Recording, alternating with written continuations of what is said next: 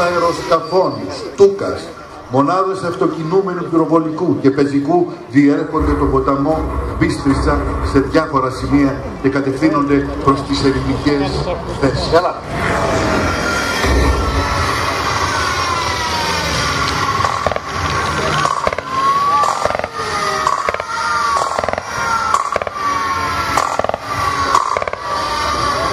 Καπνός, σκόνη και φλόγες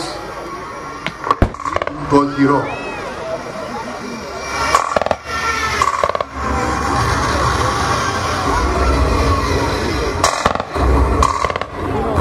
Το έδαφος σύεται. Ο αέρας τρέμει. Σκίζεται από τις λάμψεις. Το θέαμα και το άκουσμα παίρνει τρομακτικές διαστάσεις.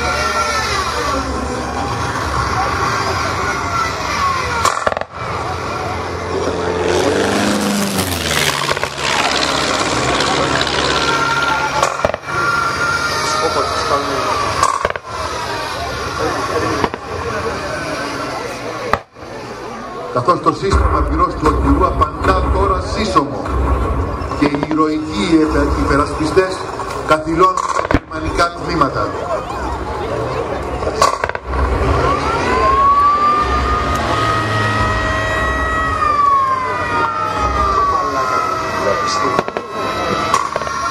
Ταυτόχρονα λέμβοι εφόδου προσπαθούν να διασχίσουν το στριμώνα και να βρεθούν πίσω από τα τμήματά μας.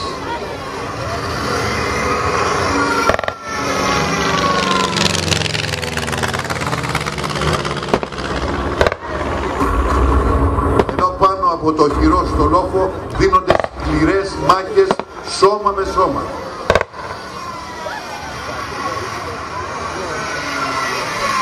Τρεις πρώτες όμως θα κινητοποιηθούν πάνω σε σειρμάτινο πλέγμα που είχε τοποθετηθεί για το σκοπό αυτό και τα πληρώματά τους αποδεκατίζονται, ενώ οι υπόλοιποι γυρίζουν πίσω. Τα τμήματά τους δεν μπορούν να κινηθούν. Ο διοικητής τους αναφέρει αδυναμία εκτελέσεων της αποστολής λόγω των απολειών.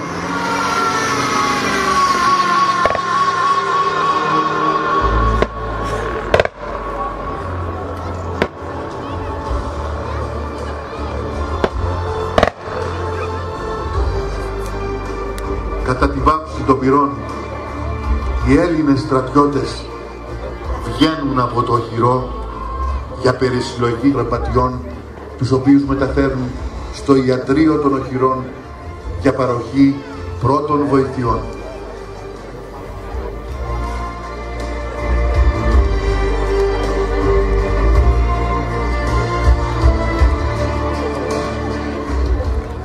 Την επόμενη μέρα, 7 Απριλίου το πρωί, αποστέλλονται τμήματα εκαθάρισης από τυχόν διεισδύσεις και συλλαμβάνονται εχμάλωτοι. Αρχίζει και πάλι σφοδρός βομβαρδισμός πυροβολικού και αεροσκαφών.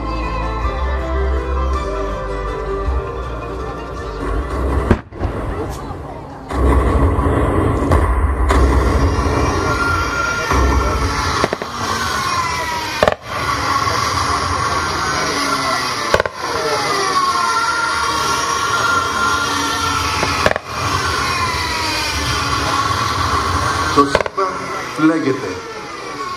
Τα Στούκας αυλακώνουν μοιασμένα τον ουρανό, πετώντας τόσο χαμηλά, ώστε οι πολεμιστές του οχυρού να περιγράφουν πως έβλεπαν τα πρόσωπα των πιλότων.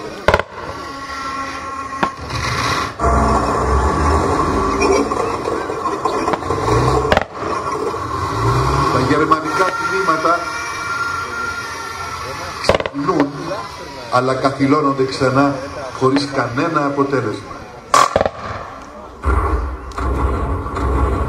Από τις 12 μέχρι και τις 2 το μεσημέρι, 3 σμήνοι των 12 αεροσκαφών βομβαρδίζουν τις θέσεις της πυροβολαρχίας στο ύψωμα Κρακών. Ο διοικητής της πυροβολαρχίας, λοχαγός Κυριακίδης, ο ανθιπολοχαγός Βλάχος και 4 στρατιώτες που βρίσκονται εντός του κέντρου διευθύνσεως βολής καταπλακώνονται από τα χαλάσματα που δημιούργησε ο βομβαρδισμός. Οι προσπάθειες των Γερμανών αποτυγχάνουν και τις επόμενες μέρες.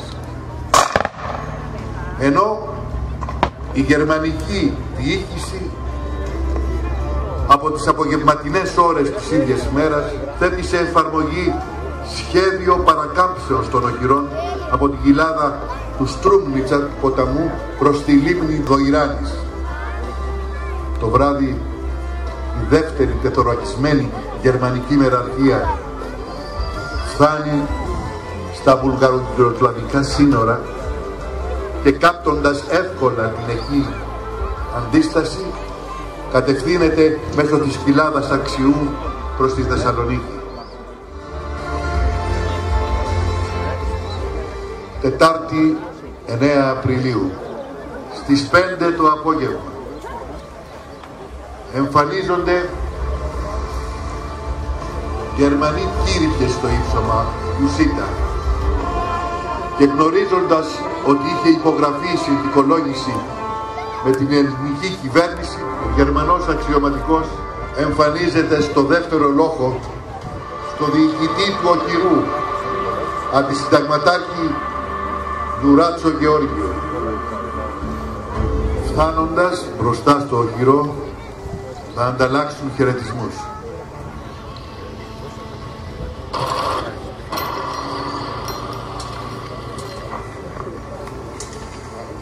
Είμαι εξουσιοδοτημένος από την ανωτέρα γερμανική διοίκηση να σας γνωστοποιήσω την κατάληψη της Θεσσαλονίκης από τις γερμανικές δυνάμεις. Ως εκ τούτου σας ζητώ να παραδώσετε το οχυρό. Άκουστε κύριε, οι εντολές παίρνουμε και εκτελούμε μόνο τους προϊσταμένους μας. Μπορούμε να καταλάβουμε το οχυρό εντός 2 ωρών. Είναι άσκοπη η αιματοχυσία. 2 ωρών. Τι λέτε κύριε, δεν τα καταφέρατε σε 4 μέρες. Θα τα καταφέρετε σε 2 ώρες. Μην τολμήσετε. Σας εφιστώ την προσοχή να μην πλησιάσετε γιατί θα σας συντρίψω. Μεταφέρετε δε στους προϊσταμένους σας ότι το οχυρό δεν παραδίδεται εκτός αν καταληφθεί. Όσα σας έχω αναφέρει είναι πραγματικά. Παρακαλώ, μιλήστε με τους ανωτέρους σας και να έχουμε μία απάντηση έως αύριο 6 το πρωί.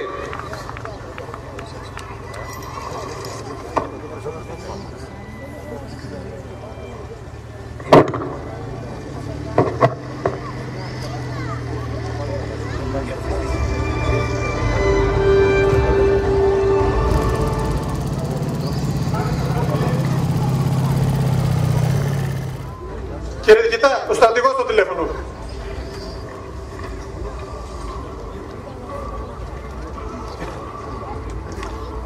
Διατάξτε στρατηγέ, Δουράτσος. Μάλιστα. Γιώργο, έχει καταληφθεί η Θεσσαλονίκη και έχει υπογραφεί συνθηκολόγηση. Σε εξουσιοδοτώ, όπως παραδώσει το οχυρό, να γίνει η καταστροφή όλων των αρχείων σύμφωνα με τις διαταγές σας. Στρατηγέ, το οχυρό δεν έχει ούτε γρατσουνιά. Το ηθικό μας τα ύψη. Πυρομαχικά έχω και θα συνεχίσω τον αγώνα. Να το παραδώσεις, παιδί μου, γιατί κάθε περαιτέρω αιματοχυσία κρίνεται άσκοπη. Τα όπλα μας δοξάστηκαν. Μάλιστα. Κατάλαβα.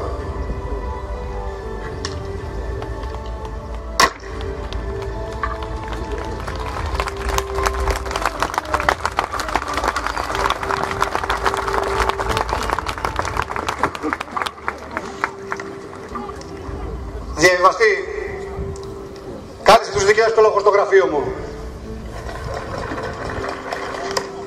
Κύριε Αποστολάκη, σας θέλει ο διοικητής στο γραφείο του. Κύριε Κόμιτσα, στο γραφείο του κύριου διοικητού αμέσως. Κύριε Ζαχαριάδη, ελάτε στο γραφείο του κύριου διοικητού. Γεια σου Γιώργο. Γεια σου γιατρέ.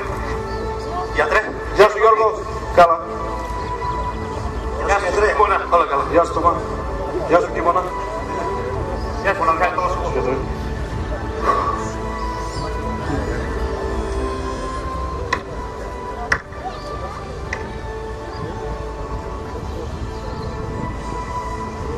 Κύριε,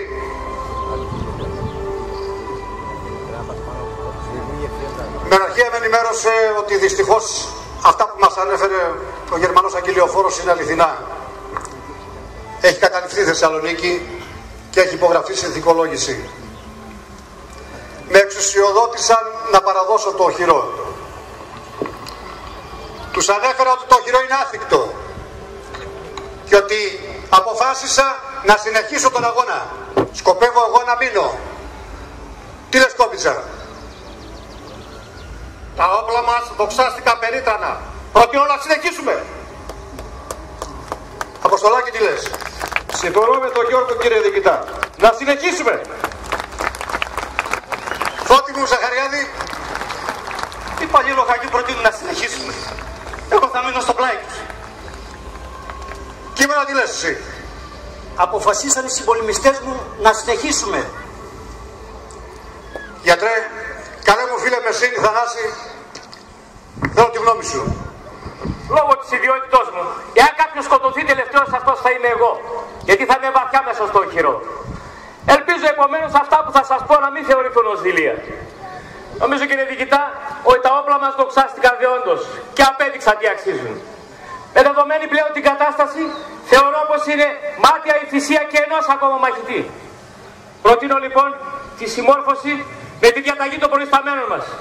Συγγνώμη κιόλας. Μάλιστα. Κύριε, θα μιλήσω με τα παρακείμενα οχυρά και το τάγμα επιφανείας και θα σας ενημερώσω σε λίγο. Διαβαστή, βγάλε μου το καρατάς. Κύριε Διοικητά, το καρατά στη γραμμή. Αστέριε, Δουράτσους εδώ. Σκοπεύω να συνεχίσω τον αγώνα. Φαντάζομαι ότι έμαθες τα νέα. Θα με βοηθήσεις?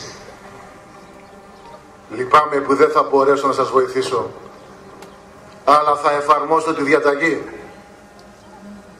Ήδη ετοιμαζόμαστε για την αποχώρηση. Κατάλαβα. Διαβεβαιωστεί τους Παλιουριώνες. Κύριε Διοικητά, οι Παλουριώνες. Αλέξανδρε, ο Δράτσος είμαι. Ελπίζω εσύ να με βοηθήσεις. Πήρα την απόφαση να μείνω και να συνεχίσω τον αγώνα. Ήδη έχω μιλήσει με τους Γερμανούς και κανόνισα το πώς θα αποχωρήσουμε. Λυπάμαι που δεν μπορώ να βοηθήσω. Μάλιστα. Κατάλαβα.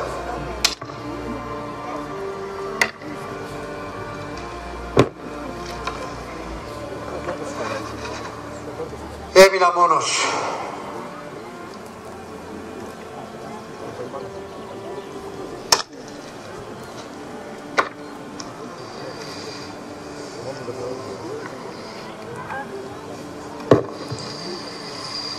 Κύριε,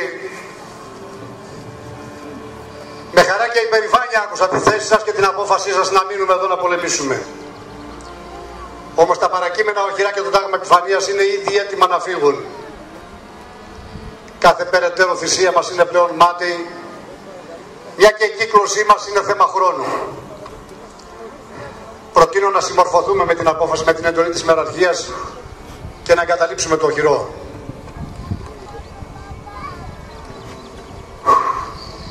Μάλιστα, κύριε. Εντάξει.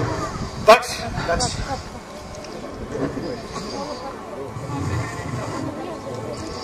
Καταστρέψτε τα αρχεία όπως προβλέπετε και να έχετε ετοιμότητα στις 6 το πρωί.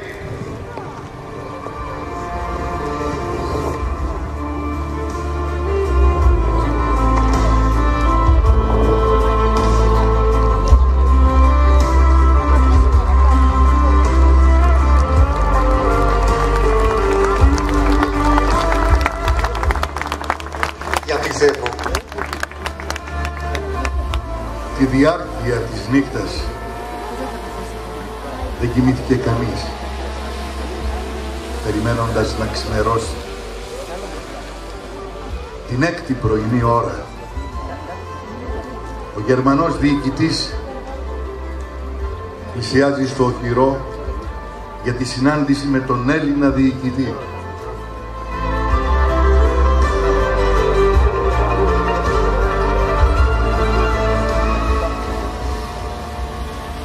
Πίσω του ακολουθούν Γερμανοί στρατιώτες.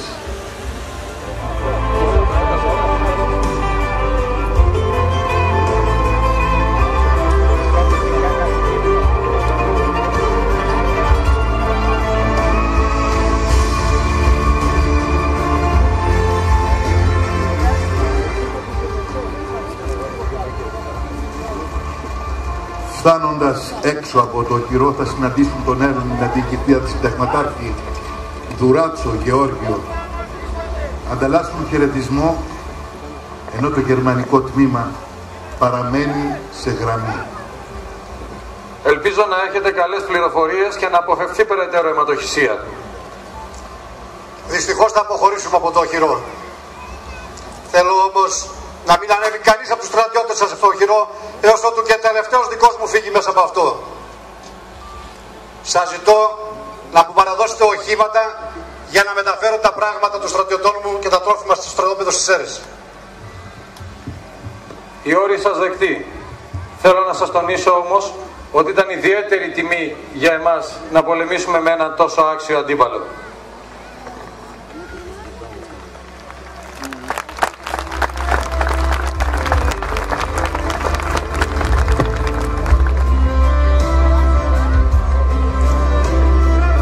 Ο διοικητής και οι αξιωματικοί μπαίνουν στο οχυρό. Πάμε βαλκάρια. Συγκεντρώνουν τα προσωπικά τους είδη και σε λίγο θα αποχωρήσουν.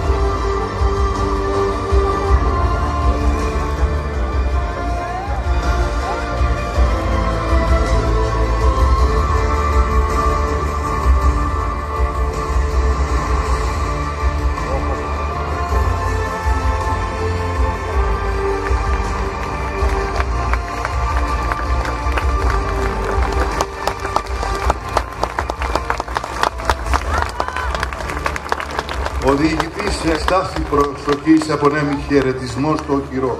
Το ίδιο κάνουν όλοι οι αξιωματικοί του οχυρού. Αμέσως μετά περνάνε μπροστά από το γερμανικό άγημα ένοπλοι και αφήνουν τα όπλα τους φυλώντας τα.